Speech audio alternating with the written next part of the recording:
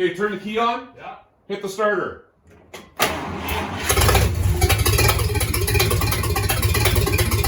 Wow.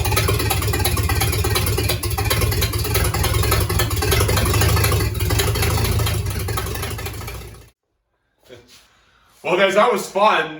What you saw was my son Kyle here was in the driver's seat. Well, the seat's out of the car, actually, sitting on the floor, sitting on the battery. Sitting on the battery. And I told him to hit the key, and that was the very first time we attempted to start it. Like, very first time. It had never fired. Now you know the engine runs. I'm sorry about the teaser. I wasn't trying to make drama.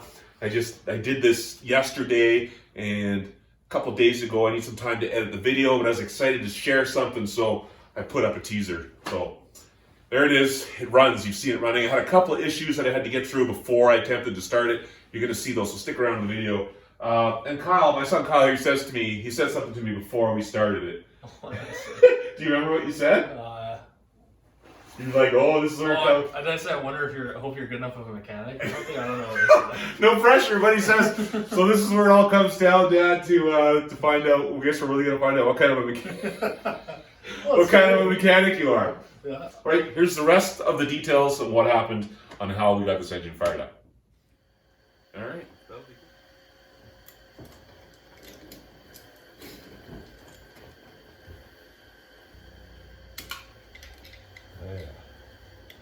Then you drop nuts and you lose them down in there. It's never fun. All right, so we've been slowly just hooking everything up. My generator has been rebuilt and rewired. I'm gonna wrap this in sheathing. I got oil in here now. I've loosened all my spark plugs so they're not tight. I don't want to fire it up at this point. I think we're just going to crank it over and see if we can get oil pressure on the main oil galleries. But you know what? I'm missing a filter. I got to go find a filter. All right, we're back at the store, and these guys are still making them. And it says made in the USA, so that's a bonus. I like that. You know, it's just a relentless, never stops. It's probably been going on for 100 years. People asking, you know, what oil do you put in your car, in your Flathead? What oil do you run? You know, anything by today's standards is better oil than what they had in 1938 or 1955 or whatever. I just run 10W30. This one is Castrol. It's actually 10W40, but I put 1030 in the main. And this is detergent oil because I just rebuilt the engine. I don't have to worry about sludge buildup, which is what happens with SAE 30 oil. So I'm just filling this up so we don't have to wait for the oil pump to open, make pressure to fill this.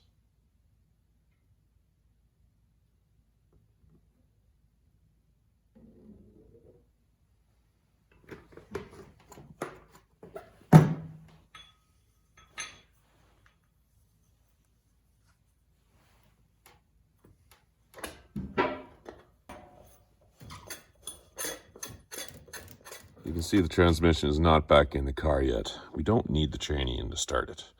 I'm just going to run a cable. That's my ground cable that bolts on the side of the transmission, but we don't have a tranny. So we're going to run a booster cable from the back of the bell housing to the battery here. But we talk about having nice thick gauge cables.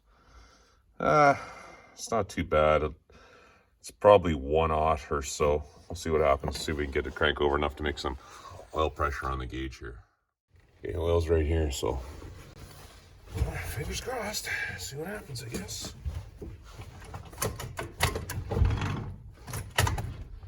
Nope. Not enough. So how old are you, Kyle? 23. 23. And well, 22. 23 next week. Next month. Next month, yeah. So what do you think of all this old crap? Oh, I love it. You like it? Oh, of course. Well, it's because I have lots of fond memories of growing up with the Chrysler in high school. Okay, so what do your friends think of all this old crap? I don't know. They'd probably rather have like a Japanese import or something, or a truck. But I don't know. I like it. You like it? Yeah. So why? All right, round 2. Seems we don't have a transmission to bolt the battery cable to. We're gonna bolt it right to the frame here. Hopefully, you know, tried kind of to be a little bit of attention to that battery sitting in this car for the past year. Just make sure it doesn't go completely dead. It's been a year. I've put the charger on it a few times, but I haven't been really on it, you know. So there's something else I need. This rubber plug here. It goes in the back of the bell housing. It's toast. I gotta find another one. Anyways, attempt number 2 to get enough amperage to the starter to crank this baby over. Let's see if that's gonna work. All right, attempt number 2. We got dash lights. We're just trying to get oil pressure.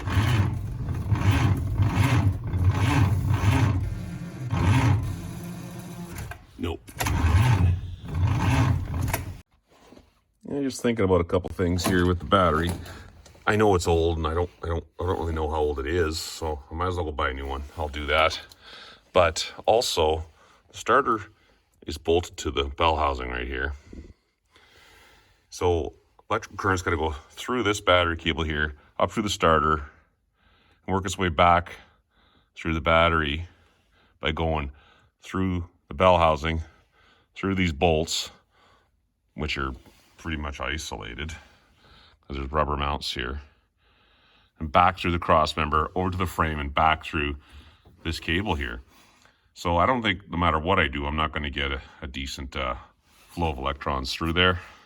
I tried running a cable off the bolt here, but you know, the clamps on battery chargers, they're not making great contact either. They're just little teeth, little alligator teeth that clamp on there. I don't think that's enough on a 6-volt system. So one option is to reinstall the tranny, bolt it up, put the ground wire back on the tranny properly so we get good grounding.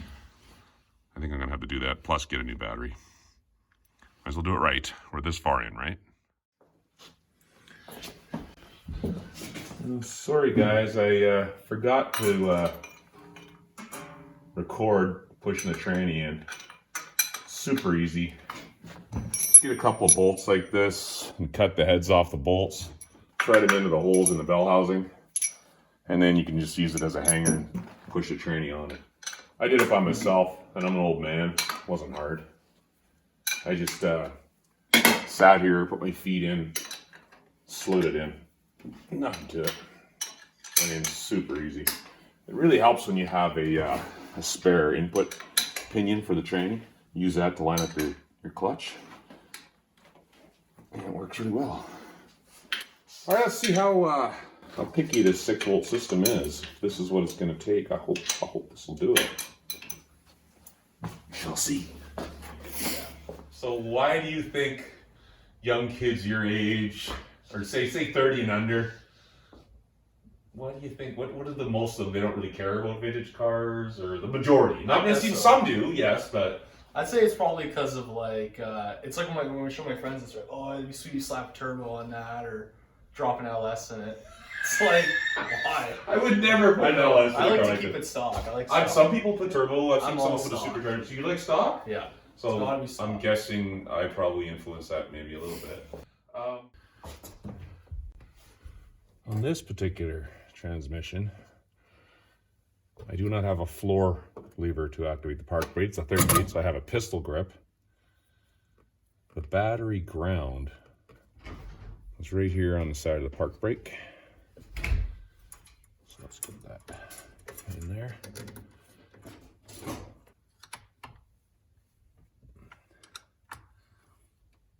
All right.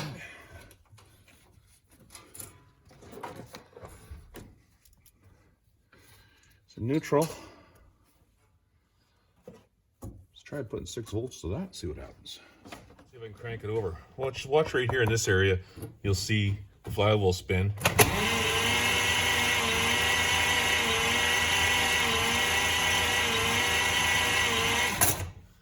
That's amazing. All it took was a good ground. Battery cables would not work. Mounting it to the frame would not work. You can kind of see how picky a 6-volt system is. That really is a good example. All right, see if we can get some oil pressure.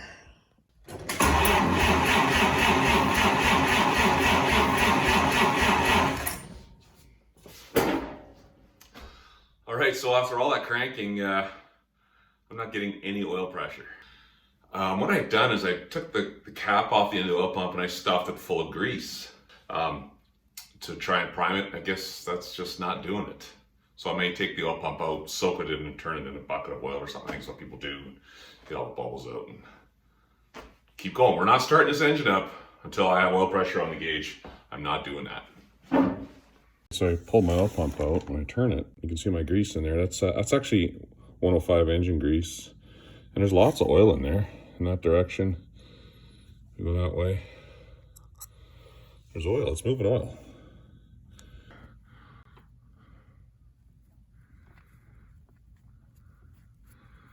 A few bubbles coming out all right.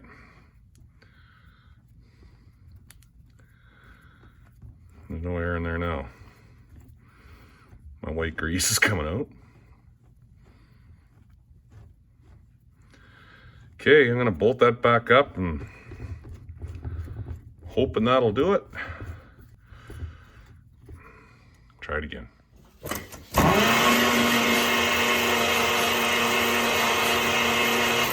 Okay, so between my 3 cars, I had my 53 Chrysler and my 38 Chrysler, and now I got my 38 Plymouth as well. Which is your favorite?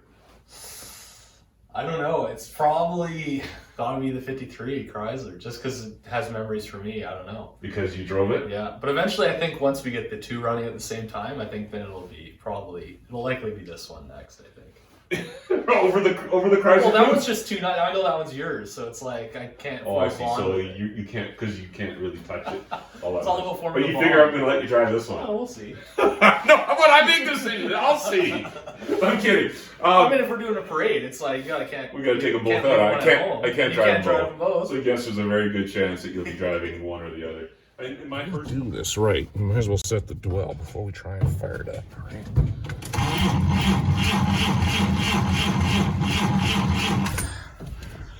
I got like 50 degrees dwell. I gotta set that up. All right, we're in the car again. Let's see how we're doing with the dwell.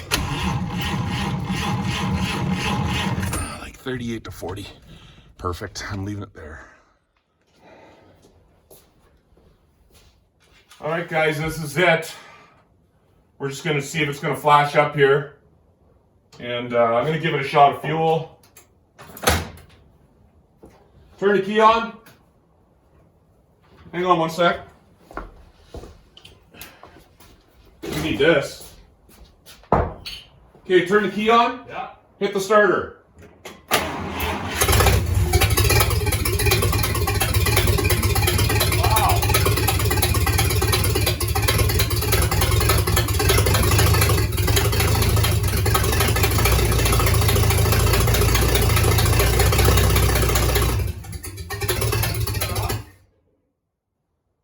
Keys off?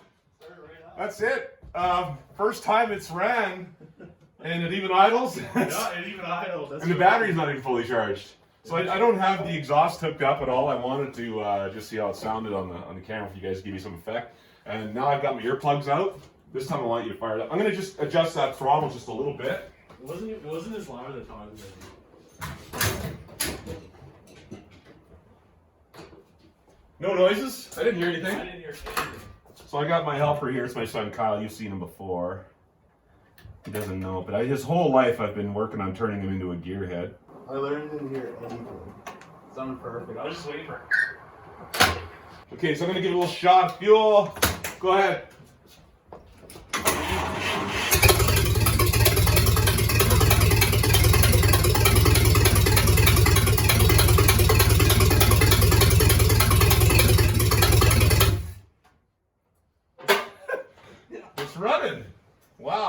went too easy. Oh, you know what you could do is, can you see the oil pressure gauge? Start it up one more time. I want to see if it's got oil pressure. I want to see if the ammeter's working. Go ahead.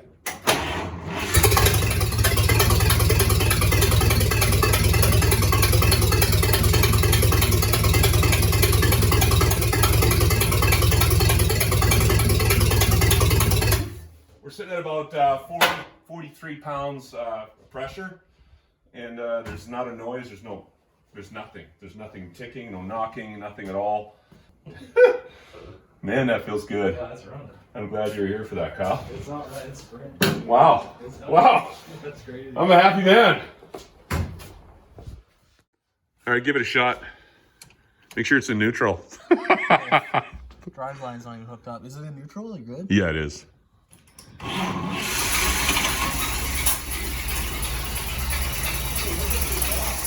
What's that? The exhaust is noisy. I did hook it up. It's quiet now. Super quiet. I hear a little. I think I hear a tiny little exhaust leak somewhere, but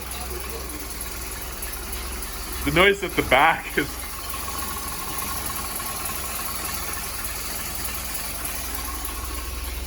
It's noisy at the back. Must be because we're in the garage.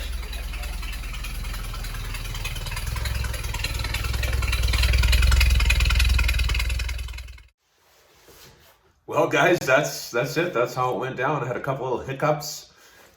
Just took my time, thought things through, and addressed the issues. Voltage through the starter and oil pressure. And she fired up right away, just like you see. That was the first time I turned that engine over and it ran. That's exciting. Feels great. What a cool feeling of accomplishment and satisfaction. There's guys rebuilding engines every day. That's their job. I get it. Some of us hobby mechanics, this is, oh man, it's been a long time since I built a car engine. So we don't get this kind of a rush very often in our lives. It feels great. I gotta put the nose cone back on. I get the rad in, get this engine cooled properly so I can finish the install and break in the engine. I'll probably wait till the snow melts. It'll be March probably before I take it on the road. Got lots of time. I'll continue to make videos. In some ways, you know, I'm kind of feeling sad that the project is, the peak of the project, we hit it when we fired it up, and now we're kind of going down a little bit on the other side of the peak. But now I get to smile every time I drive the car, and it's rewarding. So we'll do that all summer and next year, the year after. So follow along. The channel is not going to go away. It's just this project is wrapping up. And I'll have to find something else to do in my time because Grease Monkey Garage at home here pretty much keeps my brain engaged. So I'm not going to give up. I'm going to do something else. I don't want to do body work. I don't want to do it. All right, guys, thanks for following along. Appreciate you guys, all the subscribers, for following me through this entire process from it was over a year ago. I pulled this engine to tonight where we fired it up. Thank you for your loyalty and watching my videos. And we'll see you on the next one, Keith's Garage. Have a good one.